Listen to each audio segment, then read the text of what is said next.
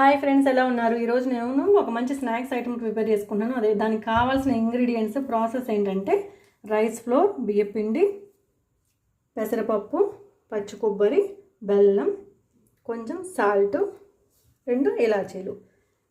Process ఏంటంటే ఈ బియ్యపిండిలో కొబ్బరి, బెల్లం మిక్సీ వేసుకోవాలి. ఇలాచీ కూడా వేసుకొని మిక్సీ వేసుకోవాలి. నేను కొబ్బరి, బెల్లం మిక్సీ వేసుకున్నాను. ఇలాచీ కూడా మిక్సీ వేసుకున్నాను. దాంట్లో వేసుకొని పెసరపప్పు బాగా కలుపుకోవాలి. వెనక్కెళ్ళు. కొంచెం వాటర్ కూడా పోసుకొని కలుపుకోవాలి. మనం ఇది డీప్ ఫ్రై ఏం చేయట్లేదు. ఇడ్లీ పెనం ఉంటుంది కదా, ఇడ్లీ పెనంలో వేసుకుంటున్నాము.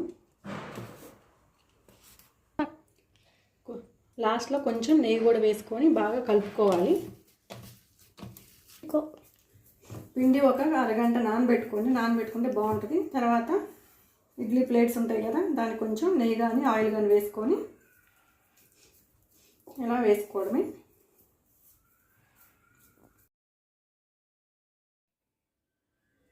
మనం ప్రిపేర్ చేసుకున్న పిండిని ఇలా ఇడ్లీ పాత్రలో కొంచెం నెయ్యి పోసుకొని పెనానికి, అదే ఇడ్లీ పాత్రలకి నెయ్యి పూసుకొని ప్లేట్లకి ఇలా ఒత్తుకోవాలి. సన్నగా ఒత్తుకుంటే తినేటప్పుడు కూడా బాగా టేస్టీగా ఉంటుంది. ప్లస్ పిండి కూడా బాగా ఉడికిద్ది. మినిమం 10 మినిట్స్ పట్టిద్ది ఇది ఉడకటానికి. 10 మినిట్స్ తర్వాత చూస్తున్నాను, పర్వాలేదు, బాగానే ఉడికినాయి. పల్చగా చేసుకున్నాం కాబట్టి బాగానే ఉడికినాయి. చూడండి, బాగానే ఉడికినాయి. డీప్ ఫ్రైలో కాకుండా అప్పుడప్పుడు ఇలా కూడా ట్రై చేయండి. ఇవి వేడివేడిగా తిన్నా కానీ బాగుంటాయి, కొంచెం ఆరిపోయాక కూడా తిన్నా బాగుంటాయి. Thanks for watching. ట్రై చేయండి, మీరు కూడా కుదిరితే ట్రై చేయండి. కొబ్బరి, బెల్లం వేసాం కాబట్టి పిల్లలు కూడా హెల్తీగా ఉంటారు. డీప్ ఫ్రై కాదు కాబట్టి కొంచెం అప్పుడప్పుడు ఇలా కూడా ట్రై చేస్తే బాగుంటుందేమో. Thanks for watching. వీడియో నచ్చితే లైక్ చేయండి, షేర్ చేయండి. బాయ్.